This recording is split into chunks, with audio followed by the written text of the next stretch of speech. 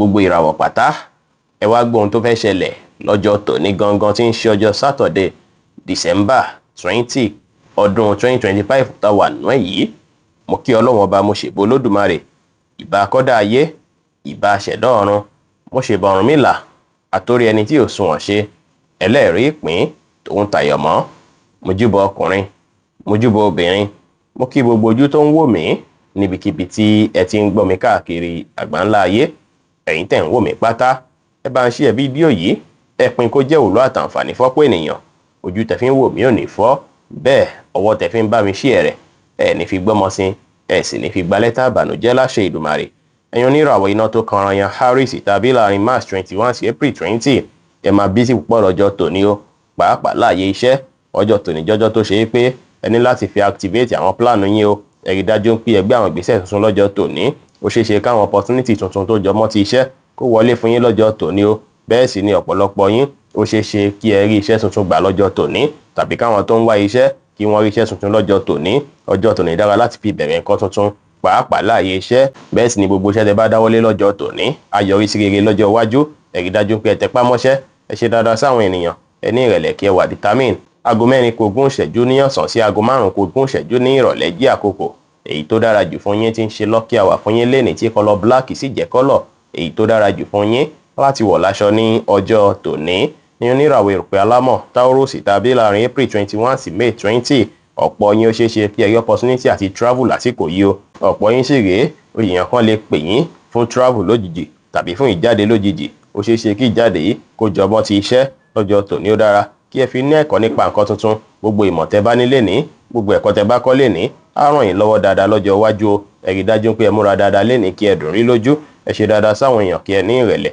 Aago 11:15 láàárọ̀ sí aago 12:15 láàárọ̀ jí àkókò èyí tó dára jù fún yín tí ń ṣe lucky hour fún yín lénìí tí kọ́lọ̀ deep purple sì jẹ́ kọ́lọ̀ èyí tó dára jù fún yín láti wọ̀ láṣọ ní ọjọ́ tòní. Ẹ̀yin oníràwọ̀ afẹ́fẹ́ aláwàdà Gemini tàbí láàrin May 21 sí June 21, ọjọ́ tòní jọjọ́ sàmì yípo padà ọ̀tun nínú ìgbésí ayé yín tó ṣe é pé gbogbo stress àtijọ́ mẹ́ta, gbogbo nǹkan tó ń dà yín láàmú látijọ́ mẹ́ta, gbogbo ẹ̀ lè yí padà pátápátá lọ́jọ́ tòní. Kódà ìbáṣepọ̀ yín àti olólùfẹ́ yín á dàbí ìgbà pé ó tún ti dọ̀tun sí, ó tún ti tuntun sí. Gbogbo nǹkan tó dàbí àlàáfíà pátá á gbalẹ̀ nínú ìgbésí ayé yín lọ́jọ́ tòní.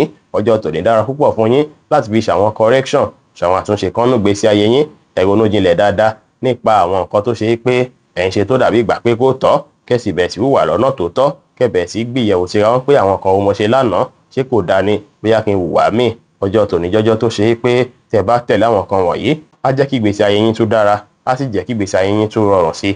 Ẹ ní ìrẹ̀lẹ̀ lénìí, ẹ ṣe nǹkan yín létò ètò, ẹ fọgbọ́n àtòyé tọ́lọ́run fi yín ṣe ohunkóhun, kẹ́sì gbájúmọ́ ohun tuntun èyí tó tún lè ràn yín lọ́wọ́ fún ìdàgbàsókè ìgbésí ayé yín. Aago 12:15 láàárọ̀ sí aago 1:15 ní ọ̀sán jí àkókò èyí tó dára jù fún yín tí ń ṣe lucky hour fún yín lénìí tí kọ́lọ̀ white sì jẹ́ kọ́lọ̀ èyí tó dára jù fún yín láti wọ̀ láṣọ ní ọjọ́ tòní. Ẹ̀yin oníràwọ̀ omi agbára Cancer tàbí láàrin June 22 sí July 22, ìbáṣepọ̀ yín àti olólùfẹ́ yín lọ́jọ́ tòní ó máa dúró ṣinṣin tó máa wọnú ara dáadáa. Ọjọ́ tòní ni yín máa dùn, ayọ̀ yín máa kún, pàápàá láti wà pẹ̀lú àwọn tó jẹ́ olólùfẹ́ yín. Ọjọ́ tòní dára púpọ̀ fún yín láti fi béèrè ìrànlọ́wọ́ látọ̀dọ̀ ènìyàn kan tó súnmọ́ yín tàbí béèrè nǹkan kan ní àyè iṣẹ́ tó dàbí ìrànlọ́wọ́. Ọjọ́ tòní jọjọ́ tó dára púpọ̀ kí ẹ ṣe bẹ́ẹ̀ látàrí pé àwọn kan tẹ́ béèrè fún yìí ó ṣeé ṣe kí wọ́n ṣe fún yín lọ́jọ́ tòní. Èní ìjọjọ́ tó ṣe é pẹ́ ní láti tẹpá mọ́ṣẹ́ kẹ́sì tó create àkókò ní ọwọ́ ìrọ̀lẹ́ fún olólùfẹ́ yín láti wà pẹ̀lú wọn. Ẹ má wà dá sọ́rọ̀ tí wọ́n pè yín sí àbẹ́ tí ó kàn yín. Ẹ ní ìrẹ̀lẹ̀ lénìí, ẹ ṣe dáadáa sáwọn èèyàn. Ó ṣeé ṣe kí ọ̀pọ̀ yín tẹ́jọ́ obìnrin kẹ́ rí àǹfààní kan látara ọkùnrin lénìí, tàbí kẹ́yìn tẹ́jọ́kùnrin náà tẹ́ ń lò ràwọ̀ yìí kẹ́ rí àwọn àǹfààní kan jẹ látara obìnrin lọ́jọ́ tòní. Aago 1:20 ní ọ̀sán sí aago 2:20 ní ọ̀sán jí àkókò èyí tó dára jù fún yín tí ń ṣe lucky hour fún yín lénìí tí kọ́lọ̀ deep pink sì jẹ́ kọ́lọ̀ èyí tó dára jù fún yín láti wọ̀ láṣọ ní ọjọ́ tòní. Ẹ̀yin oníràwọ̀ iná tó gbóná riri Leo tàbí láàrin July 23 sí August 22, ó ṣeé ṣe kí ẹ rí ìpòpadà ọ̀tun nípa àwọn nǹkan tẹ́ ń fojoojúmọ́ gbé ṣe. Ọjọ́ tòní jọjọ́ tó ṣe é pé kò ní fi bẹ́ẹ̀ sí stress rẹpẹtẹ púpọ̀, ṣùgbọ́n àwọn responsibility tuntun á bẹ́ẹ̀ sí jẹyọ dáadáa tó ṣe é pé ó ṣeé ṣe kí ẹ tún láwọn responsibility kan lójijì tó ṣe é pé ẹ máa fẹ́ mójútó ní kíákíá ní kọ́mọ́kóbó. Ẹ wulẹ̀ gbájúmọ́ ṣíṣe àwọn kan wọ̀nyí látàrí ń pàgbára káká máa wà fún yín dáadáa lọ́jọ́ tòní. Ẹ ní ìrètí pé gbogbo nǹkan ti dáa, ẹ ní ìgbàgbọ́ ní kíkún nínú ara yín kí ẹ wà positive kẹ́sì ṣe dáadáa sáwọn èèyàn lè ní dára. Aago 5:20 ní ìrọ̀lẹ́ sí aago 6:20 ní ìrọ̀lẹ́ jẹ́ àkókò èyí tó dára jù fún yín tí ń ṣe lucky hour fún yín lẹ́ni tí kọ́lọ̀ dark green sì jẹ́ kọ́lọ̀ èyí tó dára jù fún yín láti wọ̀ láṣọ ní ọjọ́ tòní.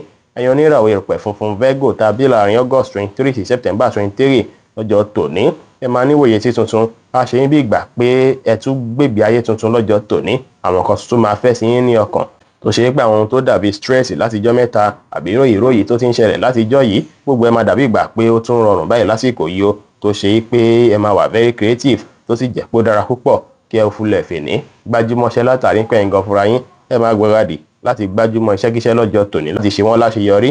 Ọjọ́ tòní ó ṣeé ṣe káwọn àìdíà tuntun kó fẹ́ sí yín lọ́pọlọ lọ́jọ́ tòní ẹ lo àwọn àìdíà yẹn ẹ lò kẹ́ implement ẹ̀ lásìkò yìí látàrí pé á ràn yín lọ́wọ́ lórí ohunkóhun tí ẹ bá lo àìdíà yìí lé lórí.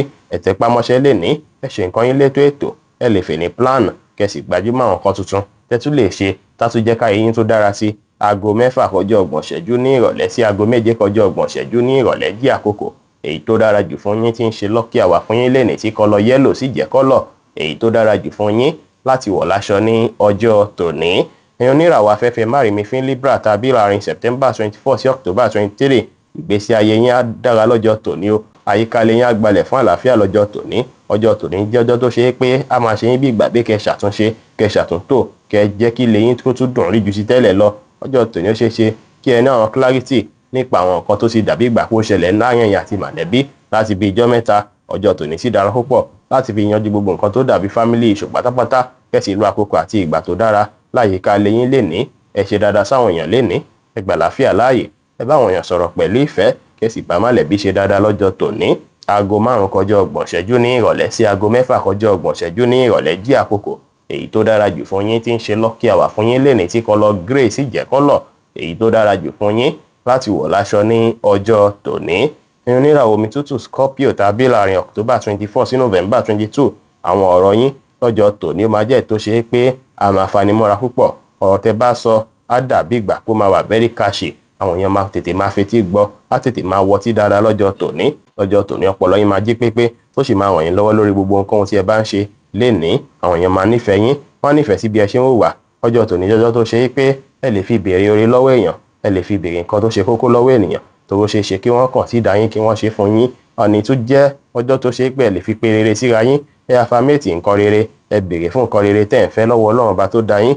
Ọjọ́ tòní ẹ dájú pé ẹ béèrè fún àwọn nǹkan tuntun k'Ọlọ́run bá ṣe fún yín ó ṣeé ṣe kí àwọn opportunity tuntun kó máa jà ràn yín láyìíká yín. Ẹ grab èyíkéyìí tó bá wá sí yín lọ́dọ̀ ẹ grab opportunity èyíkéyìí tó bá wá lè ní ẹ bá àwọn èèyàn sọ̀rọ̀ pẹ̀lú ìfẹ́ ẹ ní ìrẹ̀lẹ̀ kẹsì bá àwọn èèyàn ṣe pẹ̀lú àwàdà àti ẹ̀rín. Aago 4:20 ní ọ̀sán sí aago 5:20 ní ìrọ̀lẹ́ jí àkókò èyí tó dára jù fún yín tí ń ṣe lucky hour fún yín lénìí.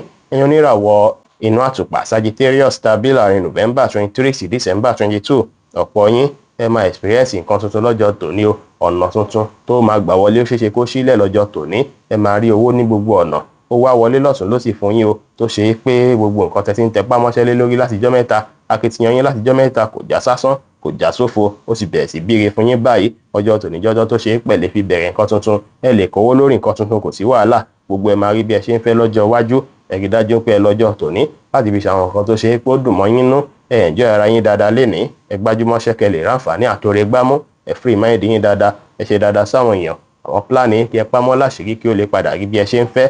Aago 3:20 ní ọ̀sán sí aago 4:20 ní ọ̀sán jí àkókò èyí tó dára jù fún yín tí ń ṣe lucky hour fún yín lénìí tí kọ́lọ̀ army green sì jẹ́ kọ́lọ̀ èyí tó dára jù fún yín láti wọ̀ láṣọ ní ọjọ́ tòní. Ẹ̀yin oníràwọ̀ èròpele eruku Capricorn tàbí láàrin December 23 sí January 19 àsìkò àti márayá gágá lélẹ̀ àsìkò àti gbáradì fún nǹkan lélẹ̀ àkókò ti tó láti gbájúmọ́ ọ̀rọ̀ ìgbésí ayé yín gangan báyìí tẹ́gbónú jinlẹ̀ nípa kí ni nǹkan tẹ́ fẹ́ kí ó yí padà nú ìgbésí ayé yín ìyípo padà wo lẹ̀ ń fẹ́. Abẹ́ ti ṣe yín bí ìgbà pé ẹ ní láti gbé àwọn ìgbésẹ̀ tuntun báyìí àwọn ìdíà tuntun kan máa wá sí yín lọ́kàn tó ṣe é pé ní láti mú wọn lò kó lè ràn ìgbésí ayé yín lọ́wọ́. Ọjọ́ tòní jọjọ́ tó ṣe é pé ara yín máa yá gágá púpọ̀ tẹ̀sí máa ní ìgboyà rẹpẹtẹ láti fókọ̀sì lórí ohun tuntun ẹ wá gbájúmọ́ àwọn kan tó ṣe kókó fún yín láti gbájúmọ́ ẹ ṣe nǹkan yín létò ètò ẹ má ṣèlérí ohun tẹ́lẹ̀ múṣẹ fẹ́nikẹ́ni rárá lẹ́nìí kò dára. Aago 2:20 ní ọ̀sán sí aago 3:20 ní ọ̀sán jí àkókò èyí tó dára jù fún yín tí ń ṣe lucky hour fún yín lẹ́nìí tí kọ́lọ̀ dark red sì jẹ́ kọ́lọ̀ èyí tó dára jù fún yín láti wọ̀ láṣọ ní ọjọ́ tòní. Ẹ̀yin oníràwọ̀ afẹ́fẹ́ oníbínú Aquarius tàbí láàrin January 20 sí February 19 ọjọ́ tòní ọ̀pọ̀ yín ó ṣeé ṣe kí ẹ láwọn àlá èyí tó máa nítumọ̀ gidi sínú ìgbésí ayé yín o. Ọjọ́ tòní jọjọ́ tó ṣe é pé ẹ máa ní clarity lórí ohunkóhun tí ẹ bá ń ṣe. Tẹ́ bá dáwọ́lé lásìkò yìí ọkàn yín máa tún free dáadáa, kò ní sí ń pé ròyìn rẹpẹtẹ wà lọ́kàn yín rárá. Iṣẹ́ máa lọ bó ṣe yẹ kó lọ lọ́jọ́ tòní tó ṣe é pé gbogbo nǹkan tó bá dàbí problem tó bá wáyé láyé iṣẹ́ gan ìrọ̀rùn báyìí lẹ́ fi wá solution lé lórí. Ọjọ́ tòní jọjọ́ tó ṣe é pé inú yín máa dùn, ayọ̀ yín máa kún. Ẹ ṣàwọn kan tá mú kí inú yín dùn káyọ̀ yín kún. Ẹ tẹpá mọ́ṣẹ́ lénìí, ẹ rí dájú pé ẹ fi ọgbọ́n àtòyè tọ́lọ́run fún yín ẹ fi mójútó ohunkóhun. Aago kan kọjá ọgbọ̀n ṣẹ́jú ní ọ̀sán sí aago méjì kọjá ọgbọ̀n ṣẹ́jú ní ọ̀sán jẹ́ àkókò èyí tó dára jù fún yín tí ń ṣe lucky hour fún yín lénìí tí kọ́lọ̀ green sì jẹ́ kọ́lọ̀ èyí tó dára jù fún yín láti wọ̀ láṣọ ní ọjọ́ tòní. Ẹ̀yin oníràwọ̀ omi tí kì í ro Pisces tàbí láàrin February 20 sí March 20 ọjọ́ tòní ẹ máa rá àwọn surprise tuntun látọ̀dọ̀ àwọn èèyàn tó súnmọ́ yín o. Ó ṣeé ṣe kí ẹ feel loved, káwọn èèyàn fìfẹ́ hàn sí yín dáadáa, káwọn èèyàn ready àti ṣe ti yín dáadáa lénìí kí wọ́n support yín. Ẹ máa rá àwọn support tẹ́ ẹ̀ ń fẹ́ látọ̀dọ̀ àwọn èèyàn tó rọ̀gbà yín ká. Fún ìdí èyí ẹ appreciate àwọn tó bá dúró tì yín, àwọn tó bá support yín lénìí kẹ́ appreciate wọn. Ẹ bá wọn èèyàn ṣe pẹ̀lú ìfẹ́ lénìí látàrí pé tí ẹ bá ṣe léyìí tẹ́ bá ṣe dáadáa sí wọn ìyá bí kì bá ṣe pọ̀ yín kó tún wọnú ara sí dáadáa. Ọjọ́ tòní ó ṣeé ṣe kí ẹ tún ṣalábàápàdé ọ̀rẹ́ tuntun tàbí kí ọ̀pọ̀ míì nínú yín kí ẹ tún bọ́ sí àwọn ipò tuntun kan, bóyá kó fi yín sí ipò tuntun nínú ẹgbẹ́ ni tàbí láàyè iṣẹ́. Ó ṣeé ṣe kí irúfẹ́ àwọn nǹkan bẹ́ẹ̀ yẹn wáyé lọ́jọ́ tòní. Ẹ bá wọn èèyàn sọ̀rọ̀ pẹ̀lú ìfẹ́ lénìí, ẹ bá wọn èèyàn ṣe pẹ̀lú àwàdà àti ẹ̀rín. Ẹ fi ìgboyà mójútó ohunkóhun lénìí pẹ̀lú. Aago 7 láàárọ̀ sí aago 9 láàárọ̀ jẹ́ àkókò èyí tó dára jù fún yín tí ń ṣe lucky hour fún yín lénìí tí kọ́lọ̀ deep blue sì jẹ́ kọ́lọ̀ èyí tó dára jù fún yín láti wọ̀ láṣọ ní ọjọ́ tòní. Bí ó ṣe jẹ́ nìyẹn fún gbogbo irúfẹ́ ìràwọ̀ méjìlá tó wà pátá. Ẹ̀yin tẹ́ ń wò mí pátá ẹ bá ń share fídíò yìí kí ẹ sì máa gbàgbé pé Ọlọ́run bo Olódùmarè nìkan lọ́ba tó ní ìmọ̀ jùlọ. Ẹ̀yin tẹ́ fẹ́ ṣèwádìí onírúurú láǹfààní àti kàn sí wa ní WhatsApp 09033897161. Ire gbogbo ajẹ́ tiwa lónìí, lọ́sẹ̀ yìí, lóṣù yìí àti ní gbogbo ọjọ́ ayé wa láṣẹ Ìdùmarè. Ire o.